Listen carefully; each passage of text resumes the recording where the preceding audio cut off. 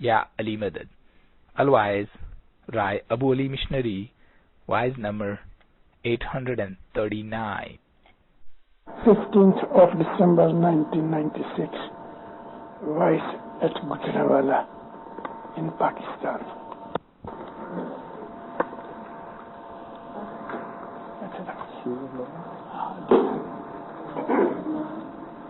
Ya Ali Madad.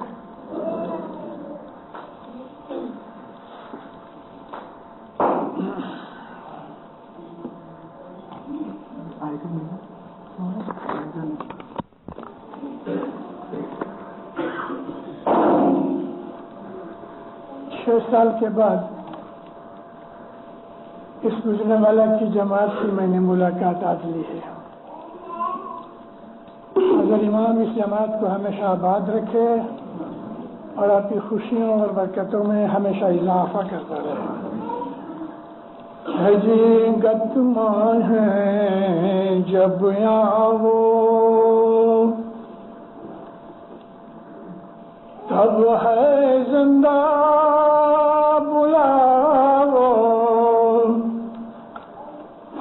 امرا پوری پاو شاہ پیر کا دیدار تم چیت من میرا. مولانا حاضر امام پر صلوات پڑھو. اللہم صلی اللہ محمد محمد. ارادہ تھا کہ پنجابی میں واعظ کروں، بہت برس ہوئے ہیں، کے لیے اردو ٹھیک ہے. اے مومنو، ہمارے گنانوں کے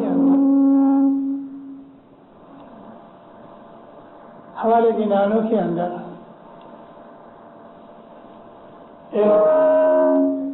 کیا ہے؟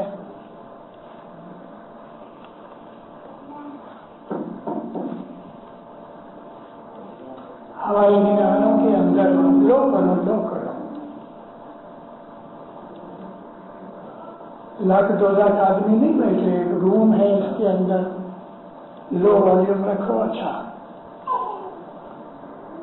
ہمارے گنانوں کے اندر ایک لفظ ہے جملہ جماعت، ایک لفظ ہے گت جماعت. اس سے بھی تھوڑا لو کرو. گت جماعت کا مطلب ہے جماعت خانے میں بیٹھی ہوئی جماعت، اور لو کرو.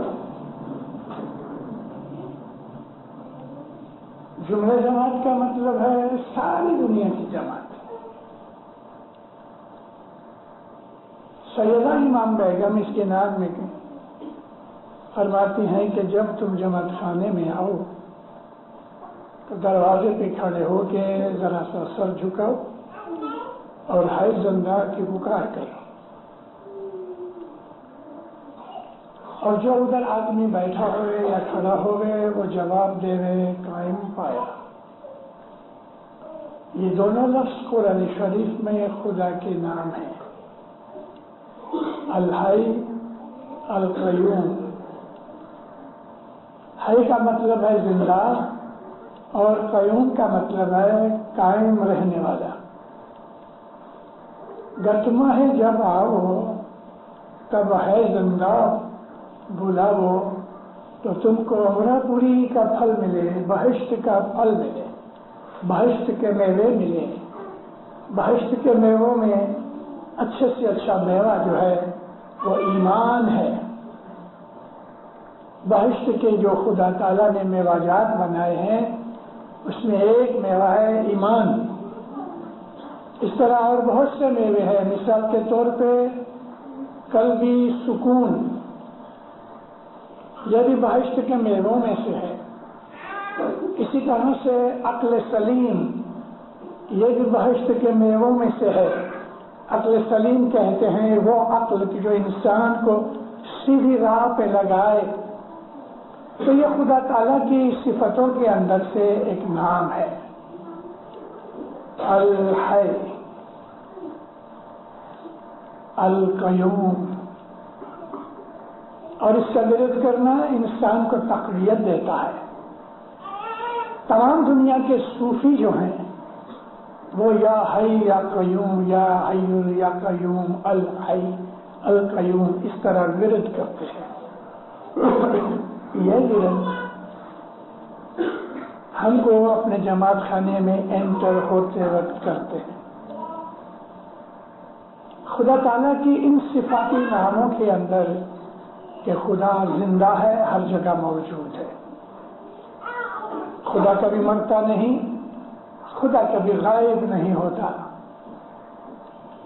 جب ہم جماعت خانے میں آ کے اس چیز کا اعلان کرتے ہیں، اس کے اندر ہمارے ایمان کی ایک ڈکلریشن ہے کہ میرا مولا دنیا کے اندر موجود ہے، غائب نہیں ہوا، حیات ہے، اور وہ کہتا ہے قائم پایا، یعنی اس جماعت کے اندر حاضر موجود رہتا ہے۔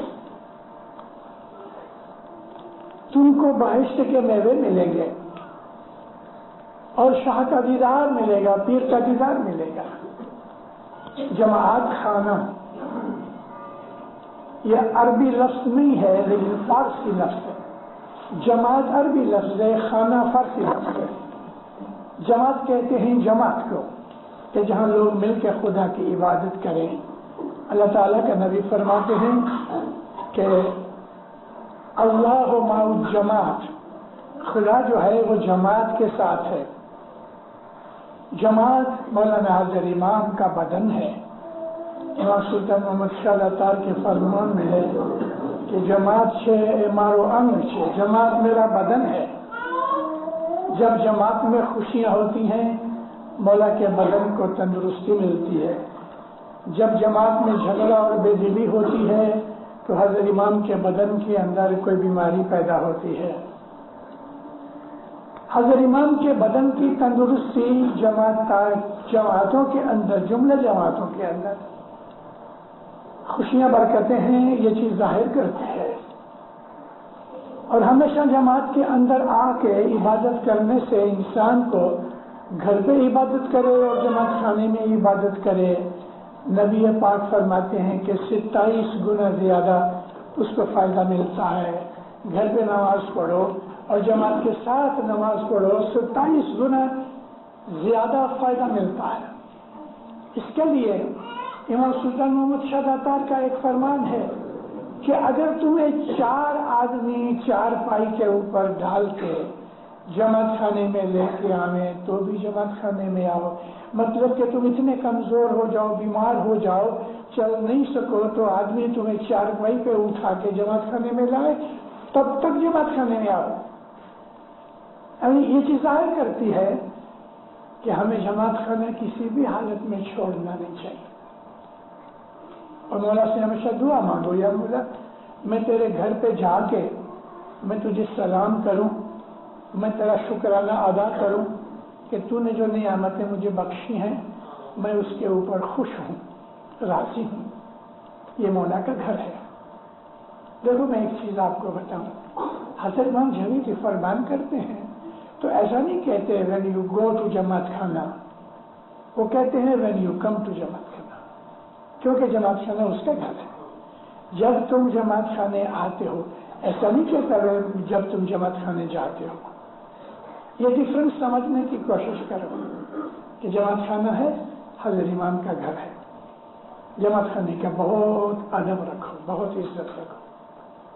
اور جماعت خانے کے اندر جو آدمی ادھر آ کے سجدہ کرتا ہے مولا کو حاضر سمجھ کے، اگرچہ مولا ہم کو آنکھوں سے نہیں دکھتا لیکن وہ ادھر بیٹھا ہے اور 24 گھنٹے بیٹھا ہے۔ ہم جس روم کو جماعت خانہ بنا لیتے ہیں یہ روم پھر کسی اور چیز کے لیے استعمال نہیں ہو سکتا۔ یہ مولا کا گھر ہے، مولا کا بیڈ روم ہے، مولا کا سٹنگ روم ہے، یہاں مولا بیٹھا رہتا ہے، 24 گھنٹے بیٹھتا ہے۔ مگر پھر اس نے ہم کو حکم کیا ہے کہ شام کو تم مجھے ملنے آیا کرو، صبح مجھے ملنے آیا کرو۔ تو جب یہ ساری جماعت اکٹھی ہوتی ہے سب لوگ باتیں شروع کر دیں، اس کی بجائے مولا نے مکھی کا مریا بنائے کہ جب تم لوگ آؤ تو اتنے بہت آدمی بولنے لگے، اس کی جگہ ایک آدمی بولے اور وہ ہے مکھی یا کمریا۔ یہ دونوں شاہ پیر کی گدی پر بیٹھے ہیں۔ مولانا سلطان محمد شاہ عطار فرماتے ہیں کہ मुखी मेरा दायां हाथ है, कामड़िया मेरा बायां हाथ है। तो इस तरह से इमाम का ये कहना कि मुखी मेरा दायां हाथ है, कामड़िया बायां हाथ है, क्या इससे ये जाहिर नहीं होता कि जो मौला जमात के अंदर काम काज करता है तो वो मुखी कामड़िया के हाथों से करता है? अगर मुखी ने हाथ दिया है तो वो मौला का हाथ है, अगर कामड़िया ने दुआ दी है तो वो पीर की दुआ है।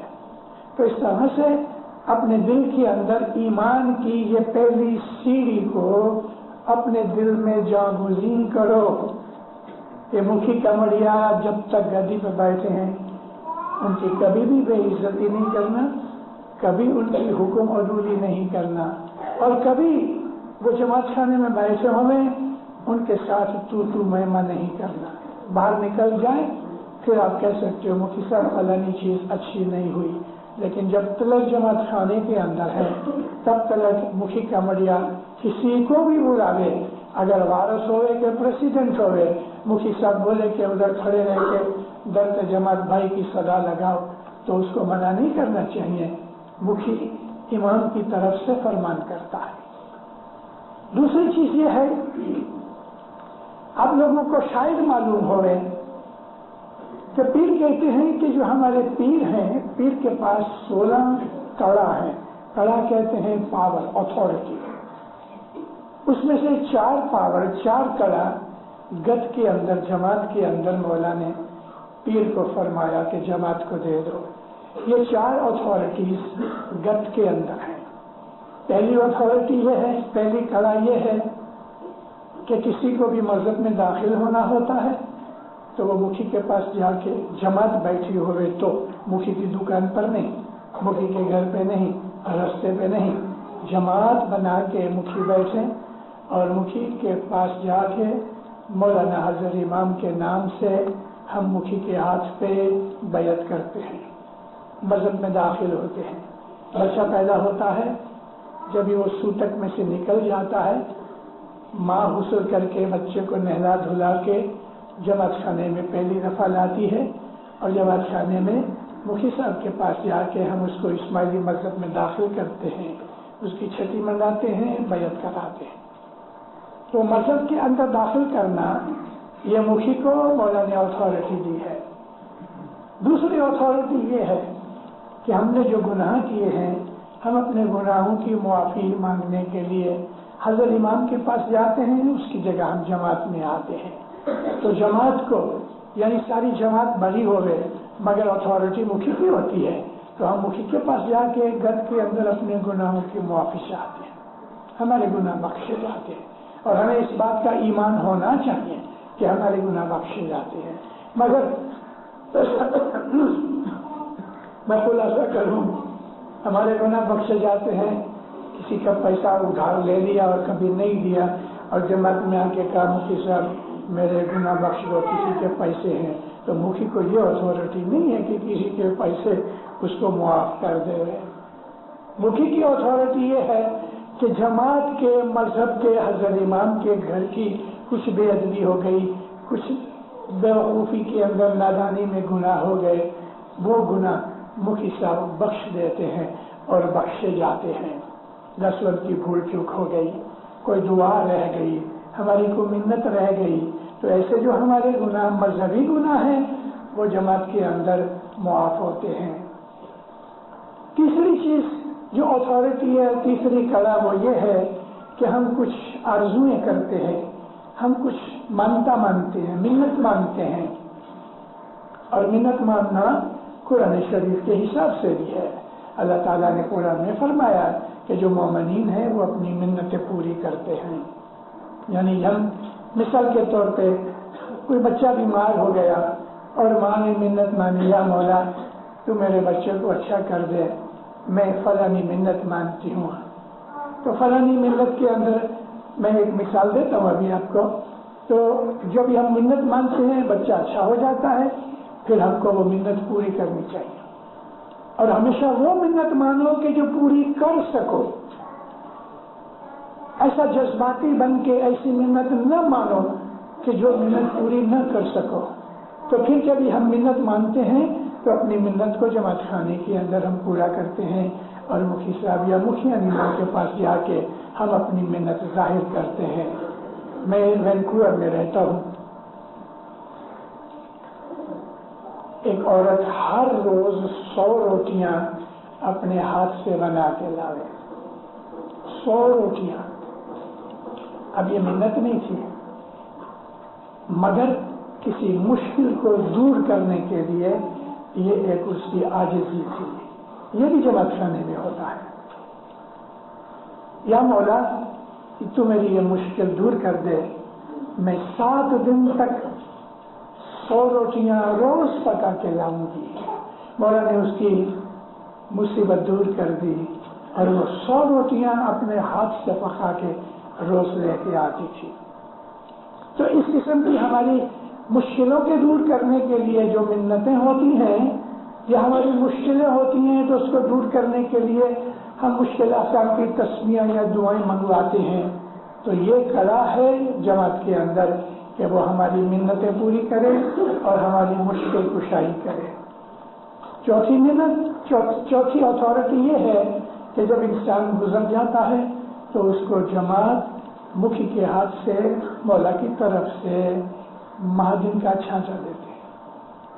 یہ مہادن کا چھانٹا کیا ہے؟ مہادن یعنی حساب کتاب کا دن. انسان جب گزر جاتا ہے تو اس کا حساب ہوتا ہے.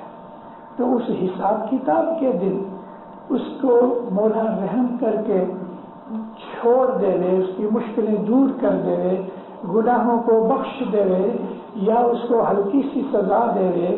تو یہ مہادن کا چھانٹا ہے کہ جو مکھی دیتا ہے. جماعت کے اندر یہ 4 کلا ہے, یہ 4 اتھارٹیز ہیں.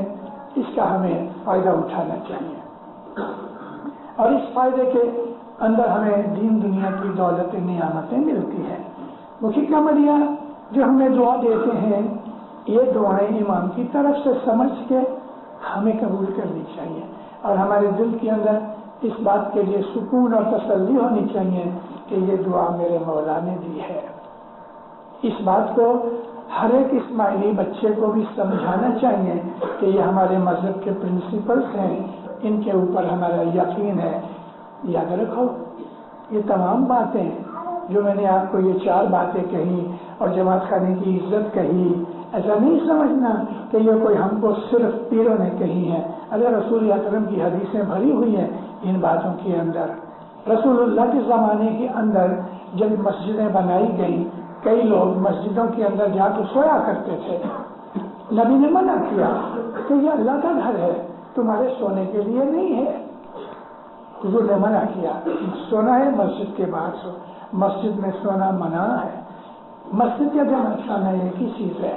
حالانکہ جماعت خانے میں اور مسجد کے اندر اگر فرق پوچھو تو میں جماعت خانے کا درجہ مسجد سے اونچا سمجھتا ہوں. کیوں؟ اس لیے کہ جو مسجد ہے وہ کسی ایک آدمی نے بنا دی ہے, اللہ کو وقف کر دی ہے. لیکن جو جماعت خانہ ہے وہ جماعت خانہ کوئی بھی بنا لے, مگر مولانا حضرت امام کو ہم سونپ دیتے ہیں اور حضرت امام کہتا ہے کہ میں ہر وقت اپنے جماعت خانے میں موجود ہوں. امام کا نور موجود ہے, امام کا نور مسجد میں بھی ہے, لیکن لوگ سمجھتے نہیں ہیں, ان کا یہ ایمان نہیں ہے. تو میں مسجد کو الگ رکھتا ہوں. ارے مسجد کے اندر خون ہوئے ہیں,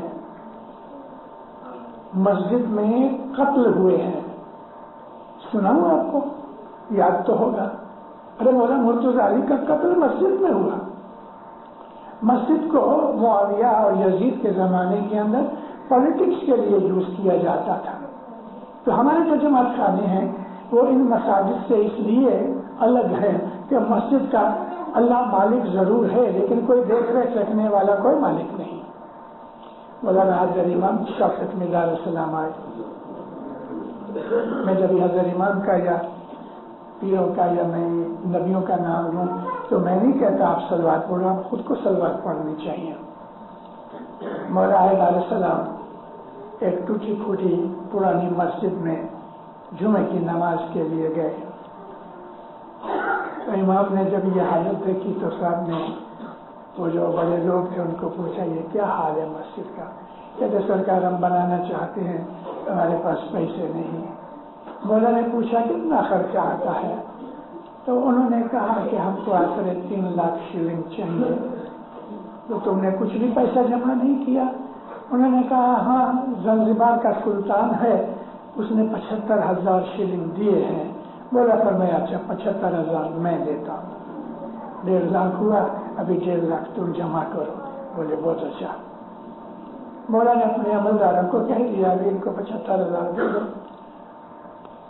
4 سال کے بعد مولا واپس آئے تو مسجد کی دیواریں ذرا اونچی ہو چکی تھی، چھت وغیرہ کچھ نہیں تھی. مولا کو بہت برا محسوس ہوا، یعنی برا کیا ایک طرس آیا. تو صاحب نے پھر ان کو پوچھا کہ کیا ہوا؟ کہتے سب سلطان زنزبار نے پیسے دیے، آپ نے دیے، مگر ہم لوگ پیسے اکٹھے کیے، تھوڑے نہ کیے، مسجد پڑ گئی. امام نے اپنے لیڈروں کو جس کو کہنا تھا حکم کیا میرے خرچ سے ساری مسجد کمپلیٹ کر ڈالو. مسجد کمپلیٹ کر ڈالی. میں نے بہت سی ایسی مسجدیں دیکھی ہیں 20-20 برس تک تھوڑی بنتی رہتی ہیں. ہم کو ہمارا جماعت خانہ بنانا ہے، مہینوں کے اندر جماعت خانے تیار ہو جاتے ہیں. ایسے بھی لوگ ہیں کہ جو جماعت خانہ اپنے خرچ سے بنا کے مولا کے حضور میں مہمانی کے طور پر پیش کر دیتے ہیں. ہمارا جو مذہب ہے، ہماری جو قوم ہے، ہماری جماعت ہے، وہ ایک جیتے جسم کی طرح ہے کہ جس کے اندر حاضر امام جان بن کے بیٹھا ہوا ہے. مولا ہماری جان ہے، ہماری روح ہے، ہمارا مالک ہے، اور ہم اپنے مولا کو چاہتے ہیں، پیار کرتے ہیں. جماعت خانے کے اندر نہایتی ادب سے بیٹھو. آپ کو خدا نہ کرے کوئی تکلیف آ جائے، دن کے وقت بھی اگر مکھی کمریا اجازت دیتے ہیں جماعت خانہ کھل سکتا ہے تو دن کے وقت بھی آ کے ادھر عبادت کرو، تسبیح نکالو، مشکلیں اپنی مانگو مولا کے حضور میں کہ آسان ہو جائے. تو گتمائی جب آؤ تب ہے زندہ بلاؤ، اور پھر پھل عملہ پوری پاؤ، شاطر کا دیدار تم کو ملے. جماعت خانے کی بچوں کو چھوٹی عمر سے عزت سکھاؤ، مکھی کمریا کا ادب کرو، بڑوں کا ادب کرو، اور یاد رکھو دیندارو جماعت خانے میں کبھی بھی لمبے پاؤں کر کے نہیں بیٹھنا. جماعت خانے کی تمام ریت رسم رواج پوری ہو جائے تو ایسا نہیں سمجھنا کہ اب یہ جماعت خانہ نہیں رہا.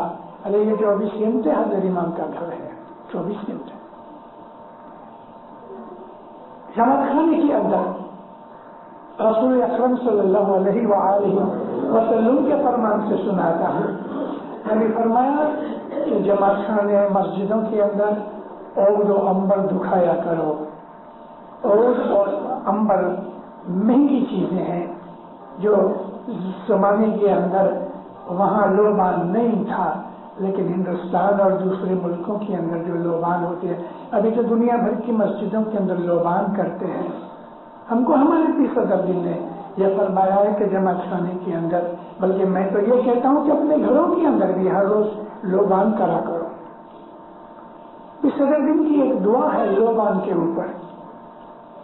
پیر صدر دین فرماتے ہیں لوبان کھیرے اگر چندن دی واسنا تے واسنا پیر پیغمبر بھوگوے تے واسنا سورگ تھی سن چلے تے واسنا گھٹ پاٹ نہ ٹھام پوتر کرے.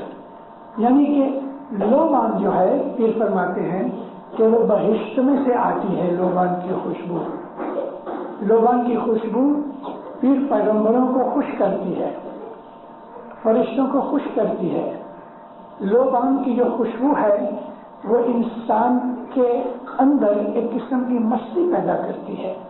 لوبان کی خوشبو سے گٹ پاٹ کے جو برتن ہیں وہ پاک ہوتے ہیں. لوبان انڈونیشیا میں بہت ہوتا ہے.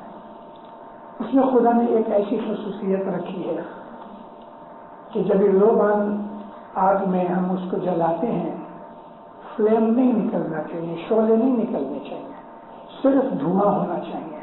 تو اس کے دھوئیں کے اندر کہیں بھی وہ لگتی ہے تو ایک پتلی مائکروسکوپک فلم بن جاتی ہے. یہ موسٹ اینٹی سیپٹک ہے. کوئی بھی دنیا کا جرم لوبان کے اندر جیتا نہیں رہ سکتا.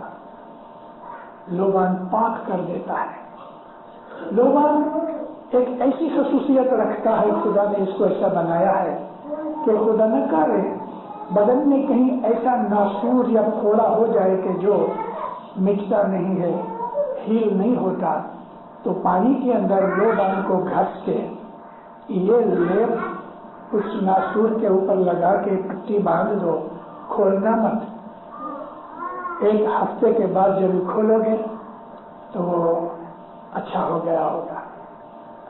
بڑے بڑے پھوڑے، بڑے بڑے زخم لوبان کی ملم سے اچھے ہوتے ہیں۔ لوبان کے اندر کوئی جرم، کوئی بھی کیڑا مکوڑا رہ نہیں سکتا۔ اب یہ جو لوبان ہے، اسی میں ایک اور صفت بیان کروں۔ کبھی کبھی ہمارے گھروں کے اندر لوبان کی خوشبو آتی ہے۔ ہم نے لوبان تو بنایا نہیں، تو خوشبو کہاں سے آئی؟ جب ہمارے گھر میں ہماری گزری ہوئی کوئی روحانی، باپ دادا کی کوئی روحانی کبھی کبھی دنیا میں آ کے گھومتے ہیں تو وہ اپنی اولاد کے پاس آتے ہیں۔ جب کوئی روحانی، کوئی مرحوم ہمارے گھر کے اندر آوے تو گھر کے اندر لوبان کی خوشبو آتی ہے، حالانکہ لوبان کیا نہیں۔ تو جب بھی لوبان نہ کیا ہوئے پھر بھی لوبان کی خوشبو آوے تو اس وقت صلوات پڑھا کرو، کیونکہ کوئی روحانی ہمارے گھر میں وزٹ کر رہی ہے۔ اور یہ روحانیاں ہمیشہ اعلیٰ درجے کی روحانیاں ہوتی ہیں کہ جن کے آنے سے خوشبو ہو جاتی ہے۔ ہر روز اپنے گھر میں لوبان کرو، اور مولا کے گھر میں بھی کرو۔ لوبان کی جگہ میں اپنی وعظوں میں بہت دفعہ کہا ہے، افریقہ میں بھی اور امریکہ کینیڈا میں بھی، کہ جماعت خانوں میں خاص طور پہ اگربتی کبھی مت جلاؤ۔ اگربتی نہ جلانے کی 2-3 وجہ ہیں۔ ایک تو وجہ یہ ہے کہ بعض دفعہ جو ہندوستان کے اندر سے اگربتیاں آتی ہیں وہ لوگ اس کے اندر گائے کا گوبر سکھا کے مکس کرتے ہیں کہ جو بالکل ناپاکی ہے۔ پاکستان کے اندر یہ بات نہیں بنتی، لیکن پاکستان کی اگربتی کے اندر بھی ایک لکڑی تو ہے نا، اور لکڑی جب ہم جلاتے ہیں تو اس میں سے کاربن نکلتا ہے، اور وہ کاربن ایٹماسفیئر کو خراب کرتا ہے۔ کاربن سوڑنے سے ہمارے پھیپھڑے خراب ہوتے ہیں، اس کے لیے اگربتی نہ کیا کرو۔ اگرچہ اس میں ہمیں خوشبو ملتی ہے، لیکن اس میں کاربن جو لکڑی کی وجہ سے آتا ہے وہ ایٹماسفیئر کو خراب کرتا ہے۔ لوبان کرو یا اگر کرو، اور اگر چندن کی لکڑی ملتی ہے تو چندن کی لکڑی جگہ وہ اچھی ہوتی ہے، مگر لوبان بیسٹ ہے۔ تو رسول پاک فرماتے مسجدوں کے اندر اور جو امبر کیا کرو، یعنی یہ بھی لوبان ہے۔ اور ایک قسم کی یہ خوشبو ملا کے، گلاب کی خوشبو یہ افریقن لوگ بنایا کرتے ہیں۔ امبر بڑی مہنگی چیز ہے، اور ہم بادشاہ امبر جلا سکتے ہیں، ہماری طاقت نہیں کہ ہم امبر جلائیں۔ تو پیر صدر دین نے ہمیں لوبان کی حقیقت کا بیان کیا ہے۔ جماعت خانے کی جو عزت و آبرو ایک اور یہ چیز ہے کہ جیسے ہی آپ جماعت خانے آؤ تو ایسا نہیں ہے دینداروں کہ آپ کی مرضی میں آئے جدھر چاہو بیٹھو۔ ہاں بیٹھو، ضرور بیٹھو، مگر جب مکی کمریا یہ کہے کہ پنجے کے حد تک آؤ تو اٹھ کے قریب قریب نزدیک آؤ۔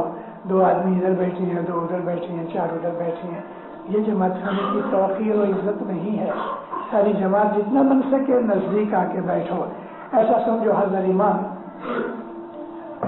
بدنی طور پہ ادھر آ کے جب بیٹھے کرسی کے اوپر تو ہم کس طرح بھاگتے ہیں نزدیک آنے کے لیے، بالکل اسی طرح سے ہی پاٹ کے نزدیک جتنا بن سکے اتنا آؤ، تاکہ نہ صرف پنجہ دے سکو مگر پاٹ حضرت امام کا ایک تخت کے سامنے ایک ٹیبل کے طور پہ ہے کہ جس کے اوپر حضرت امام کی مہمانی پڑی ہوئی ہے۔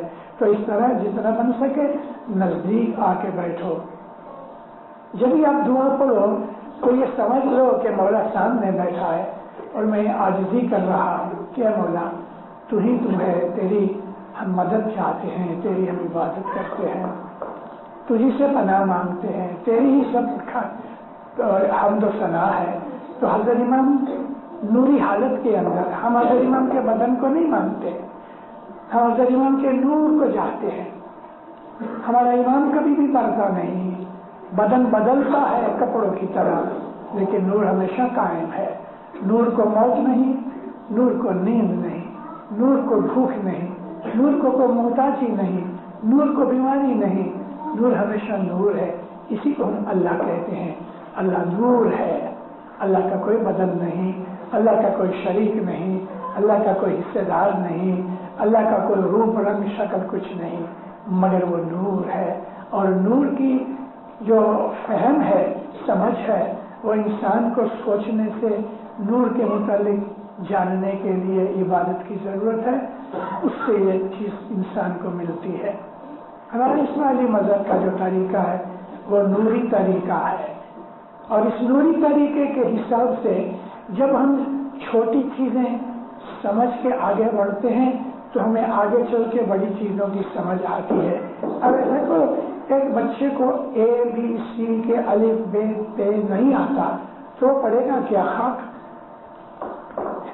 یعنی کہ جو آدمی کے سامنے جو تختی ہے، جو الفاظ کے حروف ہیں، اگر ہم کو حروف کی شناخت نہیں، دو نقطیہ قاف اور کاف والا بڑا کاف، اس میں فرق پتہ نہیں، سواد بھی سین کے طور پہ استعمال ہوتا ہے اور سین بھی سواد کے طور پہ استعمال ہوتی ہے، صورت بھی ہے، صورت بھی ہے، سین سے صورت ہے، ایک شہر کا نام ہے، سواد سے صورت ہے تو وہ صورت انسان کی ہوتی ہے۔ اگر انسان کو سواد سین کا یا اس کو گاف اور کاف کا یہ اگر پتہ نہیں ہے تو وہ کیا پڑھ سکتا ہے؟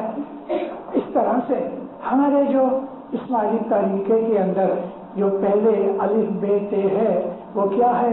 جماعت خانے میں روزانہ، جماعت خانے میں آ کے ہے زندہ کہنا، جماعت خانے کے اندر آ کے ادب سے سلام کرنا، جماعت خانے میں آ کے مکھی کمریا یا مکھیانی کمریانی کے پاٹ پہ جا کے ہم کچھ بھی نظرانہ رکھ کے اپنے گناہوں کی معافی چاہیں کہ صبح سے شام تک ہم نے گناہ کیے ہیں۔ اس کو ہمارے پیروں کے گنان میں لے کے حال گزارنا، گھر میں آ کے حال گزارو۔ حال گزارنے کا مطلب کہ سارا دن تیرا کیا حال رہا، کتنے گناہ کیے، کتنی نیکیاں کی۔ اور آدمی کو جماعت خانے آنے سے اندر آنے تک اس کو محسوس ہونا چاہیے، آج میں نے کسی کا مال کھایا، آج میں نے جھوٹ بولا، آج میں نے کسی کی غیبت کی، یہ بدیاں برائیاں یاد کر کے تو ادھر آ کے توبہ کرتے ہیں، یا مولا بندہ گنہگار ہے، سر سے پاؤں تک ہے، ناپاک ہے، نجس ہے، نادان ہے، احمق ہے، تو رحم کر کے میرے گناہوں کو بخش دے۔ لوگ کہتے ہیں نیت مراد کھانا جیسی تیری نیت، تو یہ حال گزارنا، اپنے گناہوں کی معافی چاہنا، اور پھر ہمیشہ 5، 10، 15 منٹ پہلے آؤ، دعا سے دعا کرا کے اپنی جگہ پہ بیٹھو، جتنا نزدیک بیٹھو اتنا اچھا ہے۔ تسبیح نکالو، پہلا سجدہ کر کے پھر 40 جانے استغفر اللہ ربی واتوب علیہ، اے مولا مجھے معاف کر دے میرے گناہوں کو، تو میرا پالنے والا ہے، میں اپنے گناہوں پہ نادم ہوں، شرمندہ ہوں، اور میں توبہ کرتا ہوں کہ پھر نہیں کروں گا۔ تو 40 دانے استغفار کے کرو، پھر اس کے بعد 40 دانے شکرانے کے کرو، شکر الحمدللہ، شکر الحمدللہ۔ مولانا مرتضیٰ علی مشکل کشا فرماتے ہیں کہ عبادت کے یہ رسول اللہ کی حدیث بھی ہے کہ عبادت 2 ستونوں پہ کھڑی ہے، ایک ستون ہے استغفر اللہ یعنی اپنے گناہوں کی معافی چاہنا، دوسرا ستون ہے شکر گزاری کرنا۔ استغفار اور شکر یہ 2 چیزیں عبادت کے ستون ہیں، تو ان دونوں چیزوں کو جماعت خانے میں آ کے 40 دانے استغفر اللہ ربی واتوب علیہ کے نکالو، 40 دانے شکر الحمدللہ کے نکالو۔ اس کے بعد اگر آپ کی کوئی مشکل ہے، کوئی تکلیف ہے، بیماری ہے، ناچاکی ہے، جھگڑا ہے، روزی رزق میں تکلیف ہے، تو ایک اور 40 دانے کی درود پاک کی تسبیح نکالو، اللہم صلی اللہ محمد و آل محمد، 40 دانے صلوات کے نکال کے سجدہ کرو، اے مولا میری روزی تنگ ہے، میرا بیٹار اچھا نہیں، اے مولا تو رحم کر، مجھے برکت دے، میرے خرچ سے میری آمدنی زیادہ کر دے، اگر کوئی بیماری ہے تو بیماری کی دعا مانگو، اگر کوئی اور تکلیف ہے تو کوئی اور تکلیف کی دعا مانگو، پہلی دعا سے پہلے یہ 3 تسبیحیں ضرور نکالو. اگر نہیں بن سکا پہلی دعا سے پہلے تو چلو پہلی دعا کے بعد یا 2 دعا کے بعد، مگر جماعت خانے کے اندر یہ 3 تسبیحیں ضرور نکال دو. پھر آپ دیکھو گے 6-8 مہینے کے اندر آپ کو پتہ لگے گا کہ ابو علی مشنری ہم کو یہ چیزیں کہے گئے تو اس کے اندر آج ہمیں فائدہ ہو رہا ہے. اب ایک اور چیز کہنا چاہتا ہوں، 1903 میں امام سلطان محمد شہزاد کچھ میں آئے. کچھ جماعت میں بیٹھ کے آج اس بات کو 93 برس ہو چکے ہیں. مولا فرمایا ہے جماعت تم لوگ بہت خوش نصیب ہو کہ تم کو خدا تعالیٰ نے اس دین کے اندر اور اس جماعت میں پیدا کیا کہ جس کی وجہ سے تم کو ایمان کی شناخت ملی اور اسماعیلی دین مذہب کے اندر آئے. لہذا آج میں تم کو کہتا ہوں کہ ہر روز 40 دانے پیر شاہ کے نکالا کرو اور یہ جماعت کے لیے نکالا کرو. اے مولا میں شکر گزار ہوں کہ تو نے مجھے اسماعیلی مذہب کے اندر اسماعیلی جماعت میں پیدا کیا کہ جس کی وجہ سے میں تیرے پاؤں تک تیری حضور تک میں پہنچا. یا مولا تیرے فرمان سے 40 دانے پیر شاہ کے جماعت کی شکر گزاری کے لیے نکالتا ہوں. تو یہ 4 تسبیحیں ہر روز نکالنا، بن سکے جماعت خانے میں نکالو، لیکن کسی وجہ سے جماعت خانے نہیں بن سکا تو گھر میں بھی نکالنا. لیکن ضرور یہ 4 تسبیحیں 40 دانے کی. پہلی تسبیح استغفر اللہ ربی واتوب علیہ، دوسری تسبیح شکر الحمدللہ، تیسری تسبیح ہم اس جماعت کے اندر پیدا ہوئے ہیں وہ پیر شاہ کی 40 دانے کی تسبیح، اور پھر چوتھی تسبیح اپنی مشکلوں کے لیے، فیملی کی مشکلوں کے لیے اللہم صلی علی محمد و آل محمد، محمد اور آل محمد کی خاطر اے مولا میری مشکلیں دور کر دے. انشاءاللہ آپ کبھی یہ 4 چیزیں کریں گے آپ کو بہت فائدے ہوں گے. جماعت خانے کے اندر جو آگے یہ موتی دکھتے ہیں یہ کا کنان ہے. گترے سروبر ماں جلنتا موتی ملک لادا جی جتن کری میں موتی راکھ جو تو ملید کے دو جی ست سمجھی میں رہیے اور تو جانے نہ کہیں. نور کا گنان ہے. پھر فرماتے ہیں کہ جو گت ہے وہ ایک جھیل کی طرح ہے، پانی سے بھری ہوئی جھیل ہے. اس کے اندر ڈبکی لگاؤ تو بدن کی تمام کدورت میل نکل جاتی ہے. جب تم جماعت کے اندر آتے ہو پھر فرمایا کہ جس طرح جھیل میں موتی ہوتے ہیں ایسا تمہیں جماعت کے اندر موتی ملتے ہیں. موتی قیمتی چیزیں ہیں. یہ 4 موتیوں کی بات تو میں نے آپ کو سنائی. 4 موتی یہ ہیں، کتنے قیمتی موتی ہیں. استغفر اللہ ربی واتوب علیہ، شکر الحمدللہ، اللہم صلی علی محمد و آل محمد، اور پھر یا پیر شاہ. یہ 4 تسبیحیں اگر آپ روز نکالو تو یہ 4 موتی ہیں. دل کو سکون ملتا ہے، دل تھوڑا ٹھکانے ہوتا ہے، مولا کی مدد ملتی ہے، مولا کی قربت ملتی ہے، دین کی سمجھ آتی ہے، ایمان کی برکتیں رحمتیں ملتی ہیں. مولانا سلطان محمد شاہ عطار فرمایا کرتے تھے کہ تم کو اگر دیدار کی خواہش ہے تو روز صبح جماعت خانے آؤ اور نیت کرو، اچھا کرو، خیال کرو، آرزو کرو کہ تمہیں دیدار ملے. مولا فرمایا تمہیں دیدار کی برکت ملے.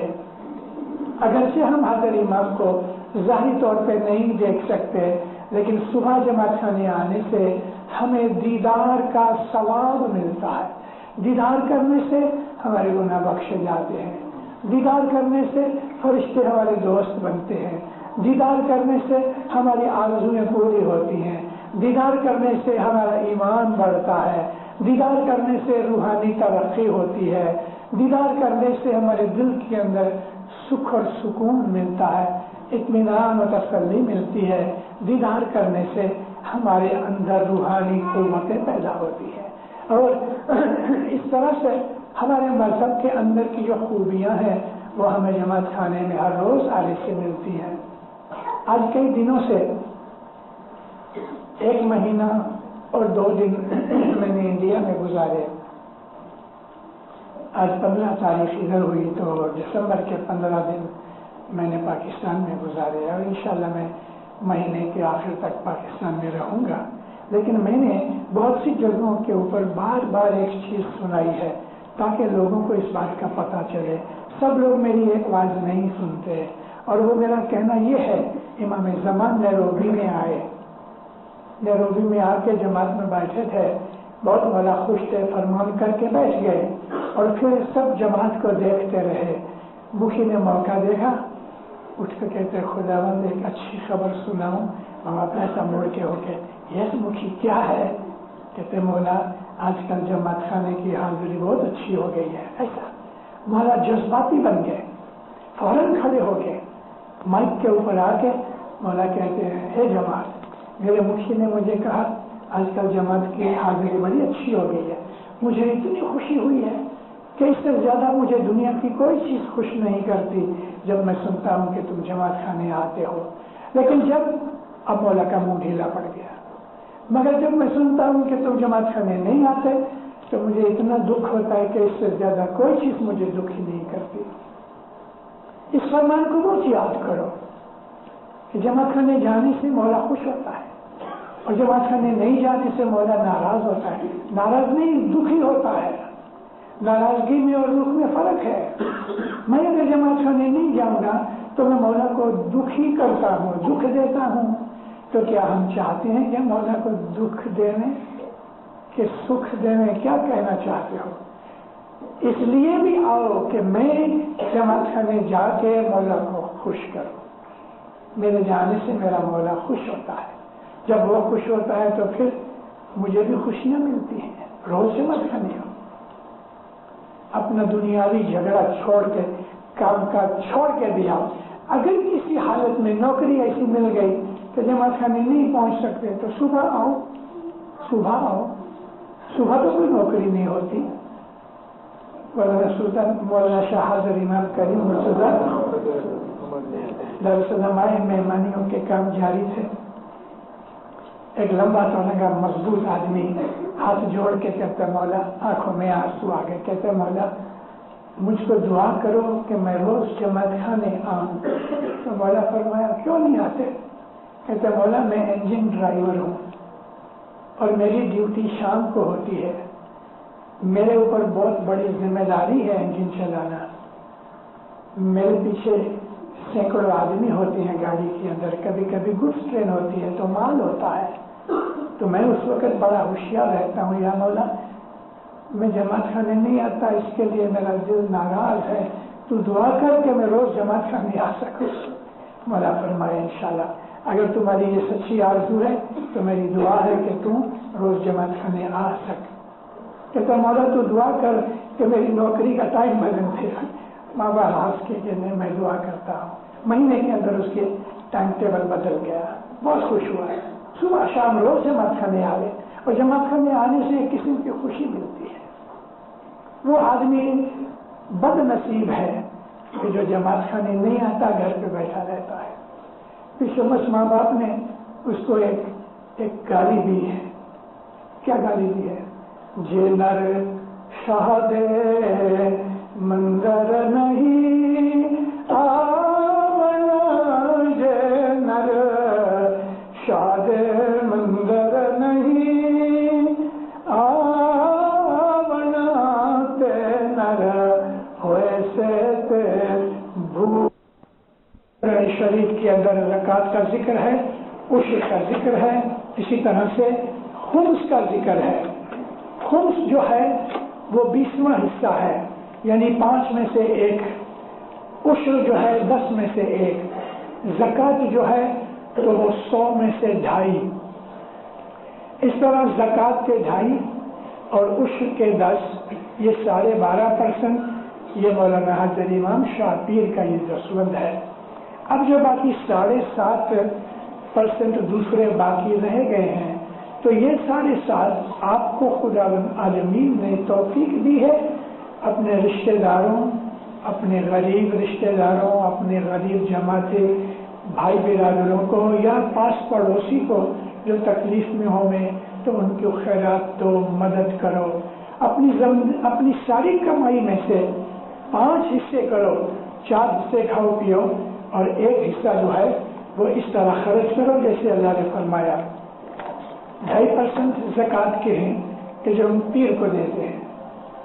عشر 10% ہے وہ امام کا حق ہے. باقی کے جو 7.5% بچ جاتے ہیں وہ اپنے غریب رشتہ داروں کی مدد کرو. اگر رشتہ داروں میں کوئی غریب نہیں ہے تو دور کے رشتہ داروں میں یا پڑوسی میں یا کسی کو بھی دنیا کے اندر مدد کرو. اپنی کمائی میں سے تھوڑی سی خیرات بھی ضرور کرو.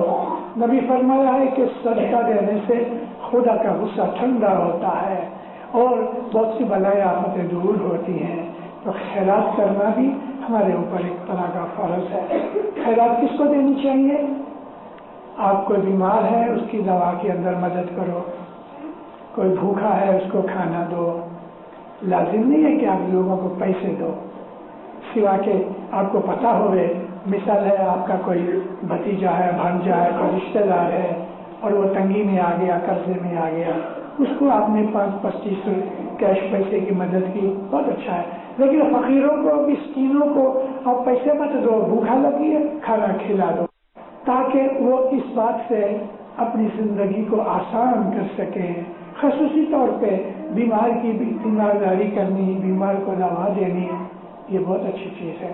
اب مولانا حضرت امام نے ایک ایسا ادارہ کھولا ہے، آغا خان فاؤنڈیشن.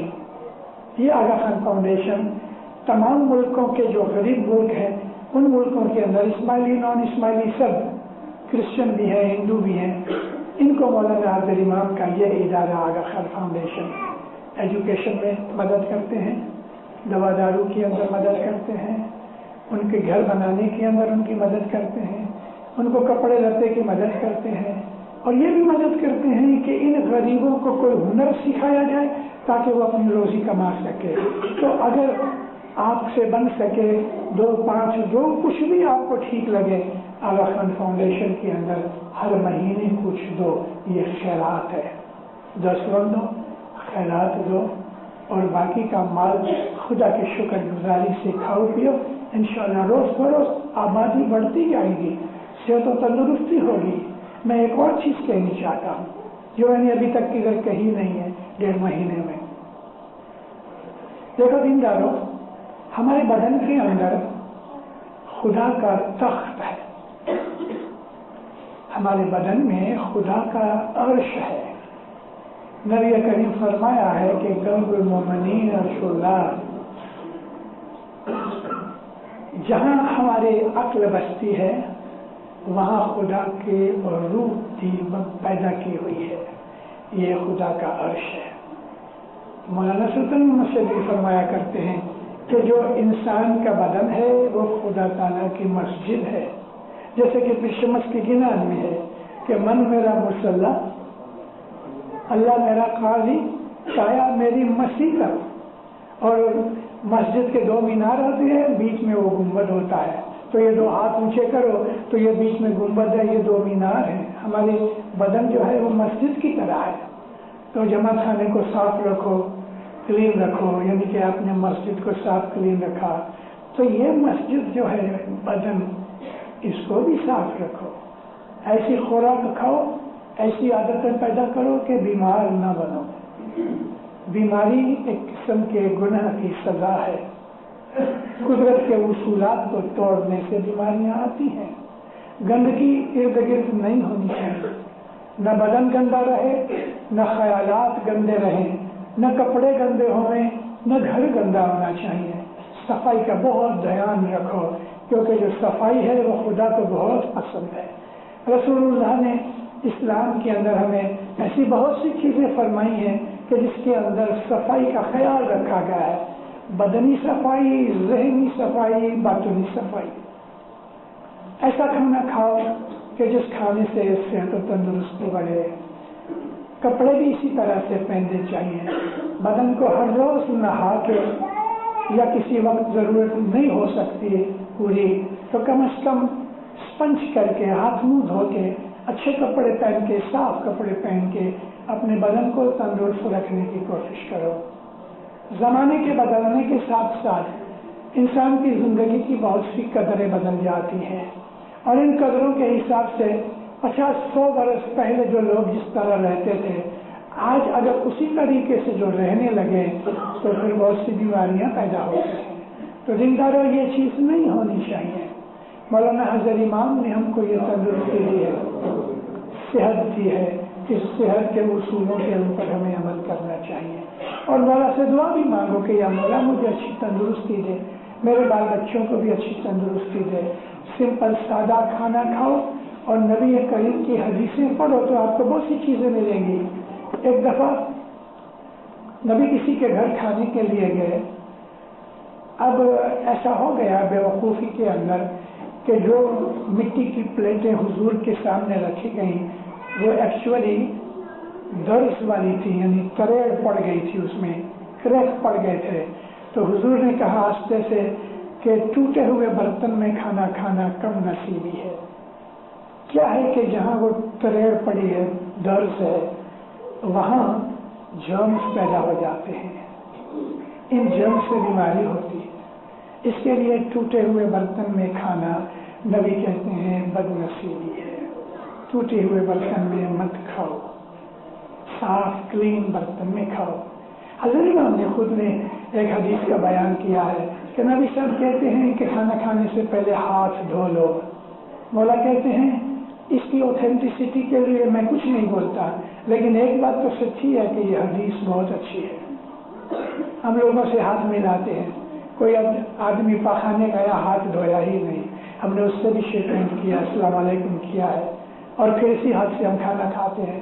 ہم نیچے اترتے ہیں تو یہ سیڑھی کی ریل ہے, پکڑ پکڑ کے اترتے ہیں, کیا پتا کتنے جرمز ادھر پڑے ہوئے ہیں. تو کھانا کھانے سے پہلے ہاتھ دھونا رسول اللہ کا فرمان بھی ہے, مگر اس کے اندر ہماری صحت بھی ہے, صحت کے اصولات ہیں. ایک آدمی ایسا ہی رسول اکرم کھانا کھا رہے تھے تو کھاتے کھاتے اس آدمی نے زور سے جو چھینک ماری تو اس کے ناک میں سے منہ میں سے تھوکے نکلی. نبی فرمایا کیسی بے وقوفی ہے, اگر تم کو چھینک آئی ہے تو کوئی کپڑا رکھ لو یا اوندا ہاتھ رکھ لو. یہ ایک مینر کی بات ہے, اچھی بات ہے. اس میں بھی صحت کے اصولات کام کرتے ہیں. ہاتھ پاؤں کا دھونا, اچھے کپڑے پہننا, اچھے خیالات رکھنا, پاک خیالات رکھنا کہ جس میں بدی برائی اور گناہ کے خیالات نہیں ہیں وہ آدمی کو ظاہر ہیں اور باطن میں پاکیزہ بناتے ہیں. اپنے غصے کو انسان کنٹرول رکھے. کسی نے کچھ بات کہہ کہ آدمی ایک دم بھڑک اٹھتا ہے, وہ بے وقوفی کی نشانی ہے. صبر کرو, آسانی سے رہو, پیار محبت سے رہو, درگزر کرو. کسی نے بھول کر دی تو معاف کر دو. بن مانگے خدا بھی ہمیں بہت سی چیزیں معاف کر دیتا ہے, تو ہمیں بھی چاہیے کہ ہم دوسروں کے عیب کے اوپر درگزر کریں. اس لیے غصہ نہ کرو, صبر و تحمل رکھو, نیک خیالات رکھو اور آسانی سے آرام سے زندگی گزارو. تو دل و دنیا کے اندر ہمیشہ سکھی اور آباد بنیں گے اور ہماری اچھائیاں دیکھ کے ہمارے بچے, ہماری اولاد اچھی عادتیں سیکھیں گے. یہ دین کے کام ہے. سب جو کچھ بھی میں نے آپ کو کہا ہے وہ دین کی باتیں کہی ہیں. تندرستی کی باتیں ہیں, دین کی باتیں ہیں, کھانا کھانا دین کی باتیں ہیں. تو اب دیکھو ایک اور چیز ہے, مرض, مسالہ, تیکھا, چٹنی, اچار, یہ چیزیں بیماری کے گھر ہیں. جیب کا سواد ضرور ملتا ہے لیکن بیماریاں ہوتی ہیں. سمپل فوڈ کھاؤ, مولا کو یاد کرو. دین دنیا کے اندر مولا آپ کو سکھی آباد کرے, ایمان کی سلامتی دے رہے, حقیقتی سمجھ دے رہے. مولا بدیوں برائیوں سے بچاوے, آفت بلائے دور کرے. مولانا حضرت امام آپ کی ہم نیک امید پوری کرے. مولانا حضرت امام اپنی پناہ میں چھتر چھایا میں رکھے, رسم سکریت میں پورا کرے. مولا آپ کو دو جہان میں برکتیں دے رہے, اچھی تندرستی دے رہے. مولا نیک اعمال کی توفیق دے رہے, عزت آبرو زیادہ کرے، ایمان زیادہ کرے، محبتیں زیادہ کرے، صبر و تحمل اور نیک عادتیں دے. مولانا حضرت امام آپ کو، آپ کی آل اولاد کو دنیا میں سکھی آباد کرے. سکھی رہو، آباد رہو.